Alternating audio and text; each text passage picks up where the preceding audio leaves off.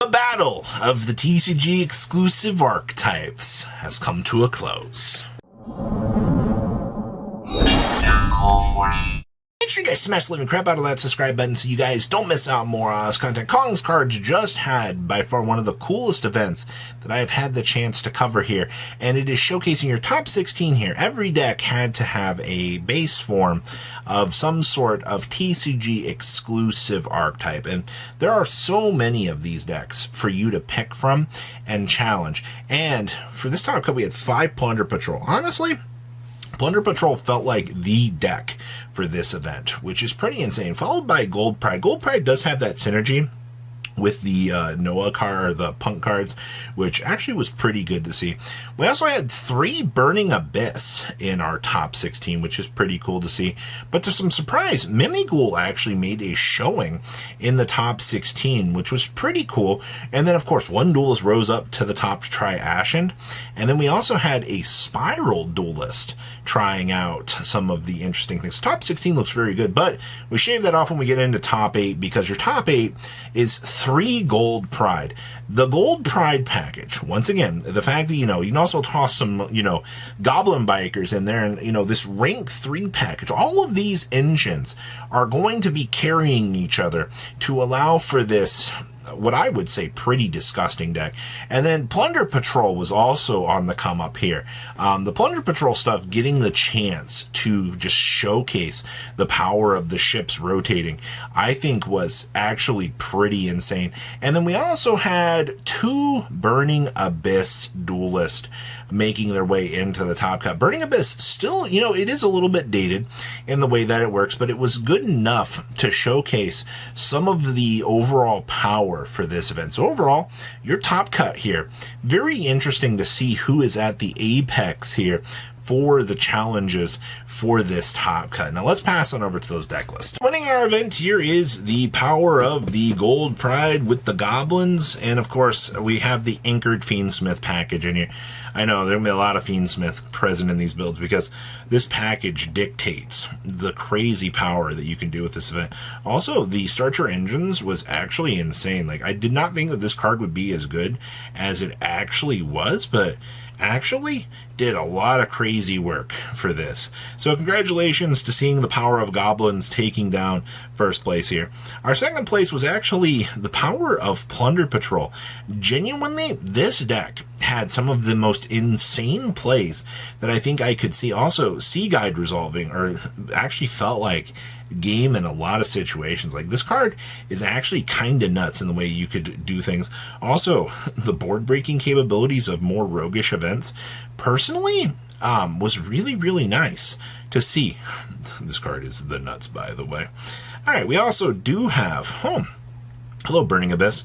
Double track is built into this. You do see that we are doing more of the traditional things with the Phoenix Wing Blast, the Destructive Duruma Cannons, and of course the transaction rollbacks in here. You just gotta appreciate the fact that, these cards are going to get you places. And of course the Fiendsmith stuff's going to mill off some pretty strong cards for you. So, when those Dante mills are doing their thing, you should be either hitting some Burning Abyss options or, making sure you can hit things here to actually matter. Fiend Griefing was broken this event.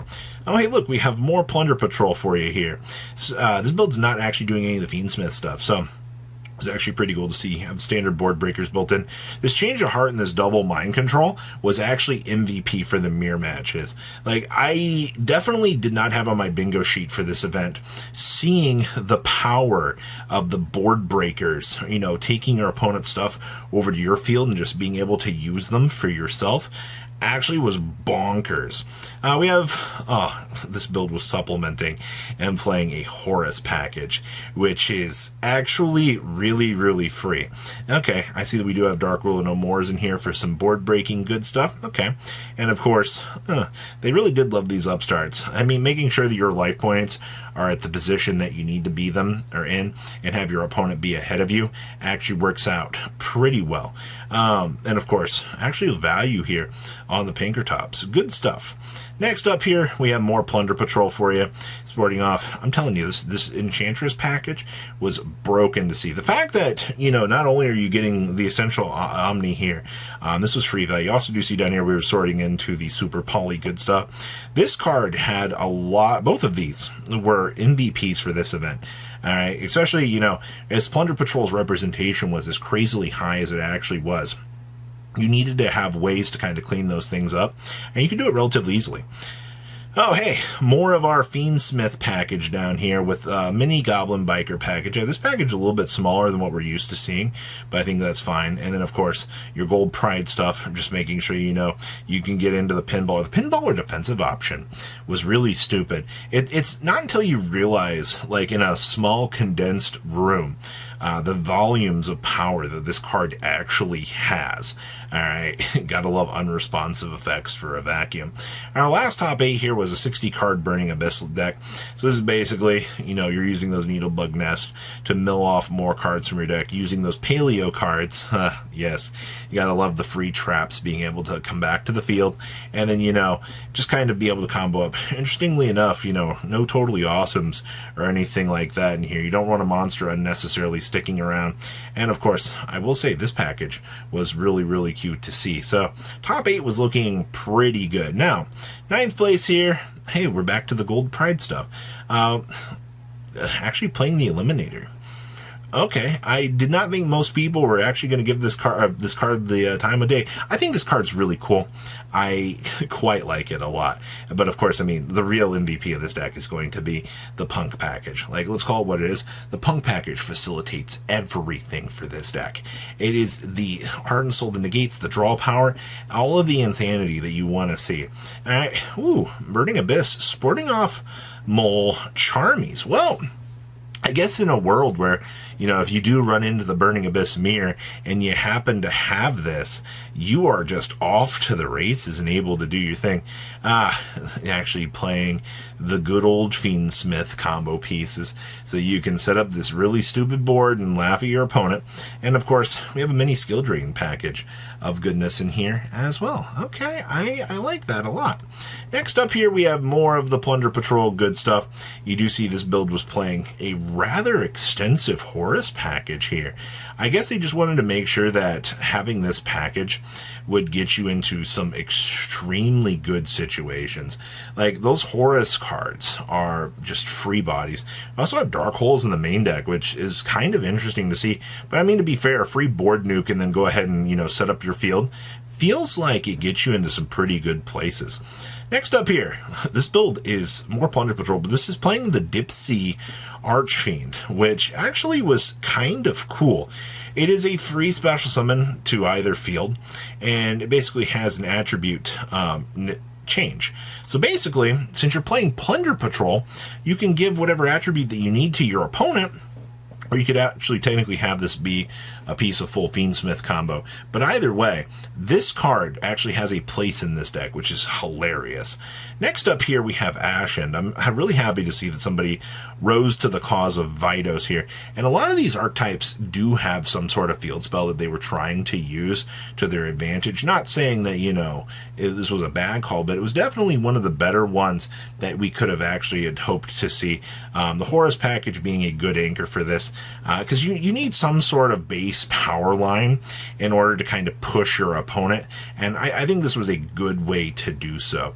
Next up here, we have some Mimighouls, actually with the Magical Midfield Breaker. That's actually kind of an interesting choice. And then, of course, the Mimighoul Maker. We're not doing any of the cool little Mimighoul expectations here. I do think, some of the mini little fun stuff is fine. Also, double Destructive Daruma Cannon for a full reset so you can do anything. And then, of course, the Crime and Punishment Duo. Haven't seen these little lads in a while, but this is a little friendly duo to actually see. Okay. And next up here, now this is what I wanted to see. You have the Sorcerer and the Hero Shadow Scout. These are the two that I think are going to be the fun little lads to bring out here and be able to mess with your opponent. You do see all that hate down here in the extra deck. Triple stack 'em up Downards and Zeus's to achieve the absolute powered up Mastermind. Full Vernal Sith combo here too. And of course, the Master of the Dungeon. This is by far, I think, was the coolest build that we have seen so far. Next up, we have Spiral. Sporting off, see, we're playing the Advanced Crystal Beast Pegasus as our search target. I do feel like we could have possibly played the other level 4 that we could at least normal, but this just gives you, it proves that you can play whichever option that you really want and be fine. But yeah, full Fiendsmith combo in here. Really strange that this deck didn't have the chance to really do better, but nonetheless, this is really, really cool. So that is your breakdown here for the TCG Exclusives event. Please leave a comment down below, tell me what you guys think, and I will see your beautiful faces back here in a day, guys. Patrons, thank you.